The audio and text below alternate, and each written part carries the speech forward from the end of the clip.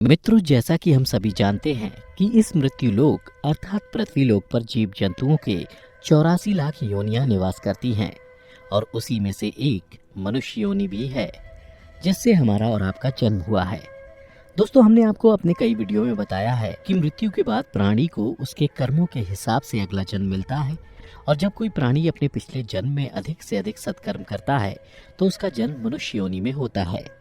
परंतु मित्रों, धर्मशास्त्र की माने तो अन्य सभी योनियों की अपेक्षा जीव को मनुष्य योनि में ही सबसे ज्यादा कष्ट भोगना पड़ता है। आज की इस वीडियो में हम आपको यही बताने जा रहे हैं कि मनुष्य को माता के गर्भ से मृत्यु तक किस किस तरह के कष्ट भोगने पड़ते हैं, जिसका वर्णन भागवत पुराण में किया गया है। तो जब भी कोई प्राणी मृत्यु के बाद मनुष्य की योनि में जन्म लेता है तो वह सबसे पहले ईश्वर द्वारा निश्चित पुरुष के वीर कण के रूप में स्त्री के उदर में प्रवेश करता है। वहाँ वह एक रात्रि में स्त्री के रज में मिलकर एक बन जाता है, फिर 5 रात्रि में छोटे कण का रूप हो जाता है और उसके बाद अंडे के जैसे रूप में परिणत हो जाता है। इसी तरह 1 महीने में उसके सर निकल आते हैं, 2 मास में हाथ पांव आदि अंगों का निर्माण हो जाता है और 3 मास में नख अर्थात नाखून, अस्थि, चर्म यानी त्वचा, स्त्री पुरुष के चिन्ह तथा अन्य छिद्र उत्पन्न हो जाते हैं। 4 मास में उसमें मांस उत्पन्न होने लगता है। फिर 5वें महीने में गर्भ में पल रहे शिशु को भूख प्यास लगने लगती है और 6ठे मास से झिल्ली से लिपटकर वह कोख में घूमने लगता है। उस समय माता के द्वारा ग्रहण किए हुए अन्न जल आदि से उसकी भूख मिटने लगती है और वह कृमि आदि जंतुओं के उत्पत्ति स्थान में पड़ा रहता है। वह सुकुमार तो होता ही है। जब वहाँ के भूखे कीड़े उसके अंग नोचते हैं तब अत्यंत क्लेश के कारण वह क्षण क्षण में अचेत हो जाता है। इतना ही नहीं, माता के खाए हुए कड़वे, तीखे, गरम, नमकीन, रूखे और खट्टे आदि पदार्थों का स्पर्श होने से उसके सारे शरीर में पीड़ा होने लगती है। वह जीव माता के गर्भाशय में झिल्ली से लिपटा और आंतों से घिरा रहता है। उसका सिर पेट की ओर और पीठ और गर्दन कुंडलाकार मुड़े रहते हैं। माता के गर्भ में मनुष्य पिंजरे में बंद पक्षी की भांति पराधीन एवं अंगों को हिलाने डुलाने में भी असमर्थ रहता है। इस अवस्था में उसे दिव्य शक्ति के द्वारा स्मरण शक्ति प्राप्त होती है, जिसके बाद उसे अपने पिछले जन्मों के कर्म याद आ जाते हैं। फिर वह बेचैन हो जाता है और उसका दम घुटने लगता है। फिर 7वां महीना आरंभ होने पर उसमें ज्ञान शक्ति भी पनपने लगती है, जिसकी वजह से वह एक स्थान पर नहीं रहना चाहता। तब स्थूल शरीर में बंधा हुआ वह जीव अत्यंत भयभीत होकर दीन वाणी से कृपा याचना करता हुआ हाथ जोड़कर उस प्रभु की स्तुति करता है जिसने उसे माता के गर्भ में डाला है।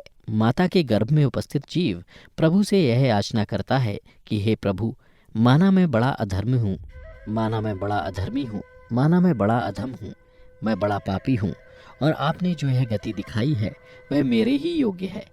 मैं शरीर से रहित होने पर भी देखने में पंच भौतिक शरीर से संबंध हूँ और इसीलिए इंद्रिय, गुण, शब्द आदि विषय और विदाभास अर्थात अहंकार रूप जान पड़ता हूँ। इसके बाद भागवत पुराण में बताया गया है, देहधारी जीव दूसरी देह अर्थात माँ के गर्भ के भीतर मल, मूत्र और रुधिर के कुएं में घिरा हुआ रहता है। उसके पाचन रस की ऊष्मा से गर्भ में मौजूद जीव का शरीर अत्यंत संतप्त होता रहता है। इन कष्टों के बारे में सोचते हुए जीव गर्भ से बाहर निकलने की प्रबल इच्छा लिए महीने गिन रहा होता है और भगवान से प्रार्थना करता रहता है कि हे भगवान, मुझ दीन को यहाँ से कब निकाला जाएगा। फिर गर्भ में मौजूद मनुष्य सोचता है कि पशु पक्षी आदि अन्य जीव तो अपनी मूढ़ बुद्धि के अनुसार अपने शरीर में होने वाले सुख दुखादि का ही अनुभव करते हैं, किंतु मैं तो भगवान आपकी कृपा से साधन संपन्न शरीर से युक्त हुआ हूँ।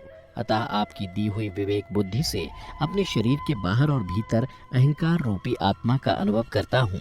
भगवान, इस अत्यंत दुख से भरे हुए गर्भाशय में यद्यपि मैं बड़े कष्ट से रह रहा हूँ तो भी इससे बाहर निकलकर संसारमय अंधकूप में गिरने की मुझे बिल्कुल इच्छा नहीं है, क्योंकि उसमें जाने वाले जीव को आपकी माया घेर लेती है, जिसके कारण उसके शरीर में अहम बुद्धि हो जाती है और उसके परिणाम में उसे फिर इस संसार चक्र में ही रहना होता है। इसलिए वह भगवान से बार बार विनती करता रहता है कि वे उसे इस कष्ट से और सांसारिक मोह माया से जितनी जल्दी हो सके उतनी जल्दी मुक्ति दे दें। फिर 9वें या 10वें महीने में जब मनुष्य अपनी माता के गर्भ से इस मृत्यु लोक में आता है तो वह उसकी सारी स्मृति नष्ट हो जाती है। वह विपरीत गति को प्राप्त होकर बार बार जोर जोर से रोने लगता है। फिर माता पिता के द्वारा उसका पालन पोषण किया जाता है। शिशु अवस्था में जब मनुष्य को खाट पर सुला दिया जाता है तो उसे खटमल आदि जैसे कई कीड़े काटते रहते हैं, लेकिन तब उसमें शरीर को खुजलाने, उठाने अथवा करवट बदलने की भी सामर्थ्य न होने के कारण वह बड़ा कष्ट पाता है।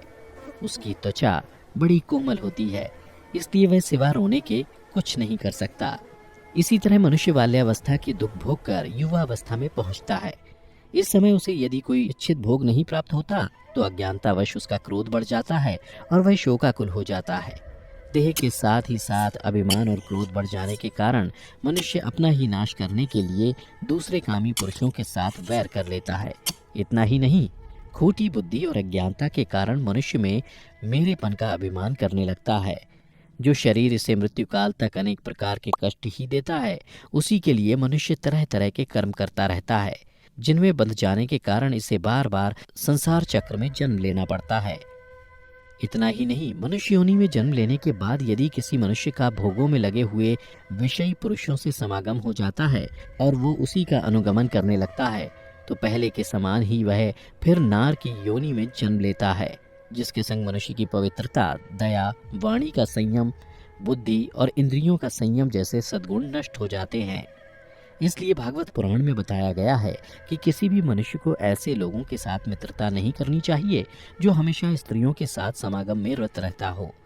अशांत और मूढ़ अर्थात मूर्ख हो, क्योंकि जीव को किसी और का संग करने से ऐसा मोह और बंधन नहीं होता जैसा स्त्री और स्त्रियों के संगियों का संग करने से होता है। इससे जुड़ी एक कथा में बताया गया है कि एक बार परमपिता ब्रह्मा जी अपनी पुत्री सरस्वती को देखकर उसके रूप लावण्य से मोहित हो गए थे और उसके मृगी रूप में भागने पर उसके पीछे निर्लज्जता पूर्वक मृग रूप होकर दौड़ने लगे। इसलिए ऐसा कौन सा पुरुष हो सकता है जिसकी बुद्धि स्त्री रूपणी माया से मोहित ना हो। इतना ही नहीं, स्त्री रूपणी माया में इतना बल है कि वह अपने भ्रकुटी अर्थात नयन से बड़े बड़े दिग्विजयी वीरों को पैरों से कुचल देती है। जो पुरुष योग के परम पद पर आरूढ़ होना चाहता हो अथवा जिसे मेरी सेवा के प्रभाव से आत्मा अनात्मा का विवेक हो गया हो, वह स्त्रियों का संग कभी ना करे, क्योंकि उन्हें ऐसे पुरुष के लिए नरक का खुला द्वार बताया गया है। जो मनुष्य अपने जीवन में स्त्री में आसक्त रहता है तथा मृत्यु के समय भी स्त्री का ही ध्यान करता है, उसे अगले जन्म में स्त्री योनि प्राप्त होती है। मनुष्य रूपी जीवन पाकर यदि कोई मनुष्य जिस किसी भी जीव की हत्या अपने भौतिक सुखों को प्राप्त करने के लिए करता है, उसे अगले जन्म में उसी जीव की योनि में जन्म लेकर कष्ट भोगना पड़ता है। फिर मनुष्य की उम्र जब ढलने लगती है अर्थात जब वह अपने जीवन के अंतिम पड़ाव में प्रवेश करता है, तो उसे इस जन्म में किए गए तब तक के कर्मों के हिसाब से इसी मृत्युलोक पर शारीरिक और मानसिक पीड़ा भोगनी पड़ती है। अर्थात यदि कोई मनुष्य अपने माँ बाप की बुढ़ापे में सेवा नहीं करता या फिर उसे घर से निकाल देता है, तो उसकी संतान भी बुढ़ापे में उसके साथ वैसा ही व्यवहार करती है जैसा उसने अपने माँ बाप के साथ किया था, और यह जीवन चक्र निरंतर चलता रहता है। और फिर जब मनुष्य मृत्युशैया पर होता है तो उसे माँ के गर्भ की तरह ही एक बार फिर दिव्य शक्ति मिलती है और उसे अपने कई जन्मों के कर्म याद आ जाते हैं, जिसे जानने के बाद मनुष्य पुनः विलाप करने लगता है और भगवान से बार बार विनती करता है कि हे प्रभु, इस कष्ट रूपी जीवन चक्र से मुझे कब मुक्ति मिलेगी? मैं ऐसा क्या करूं जिससे मुझे आपके चरणों में शरण मिल सके? उस समय वह अपने द्वारा किए गए बुरे कर्मों को याद कर बार बार रोता भी है। वह सोचता है कि मैं अपने कर्मों के बारे में अपने परिवार वालों को बता देता हूँ, किंतु वह ऐसा नहीं कर पाता। तब भगवान उससे कहते हैं कि तुम्हारे पास जब अच्छे कर्म करने का वक्त था, उस समय तुम लोभ, काम, क्रोध से आसक्त हो बुरे काम कर रहे थे, और अब जब तुम्हें कष्ट भोगना पड़ रहा है तो तुम मुझसे मुक्ति की आस करते हो। ऐसा कभी नहीं हो सकता। इसलिए हे देहधारी, अपने अगले जन्म में अच्छे कर्म करना ताकि तुम्हें मेरी शरण में जगह मिल सके। फिर इसके बाद यमदूत उसके शरीर से आत्मा निकाल कर ले जाते हैं और बच जाता है तो वह स्थूल शरीर। इसलिए मनुष्यों को चाहिए कि वह भगवान के द्वारा मिले मनुष्य रूपी जीवन में अधिक से अधिक सत्कर्म कर जन्म मृत्यु के चक्र से खुद को मुक्ति दिला ले और सदा के लिए भगवान के चरणों में अपना स्थान बना ले। आप इस बारे में क्या सोचते हैं? नीचे कमेंट में ज़रूर बताइएगा। फिलहाल आज की वीडियो यहीं समाप्त होती है। अगर आपको हमारी ये वीडियो पसंद आई हो तो इसे ज़्यादा से ज़्यादा लाइक और शेयर करें।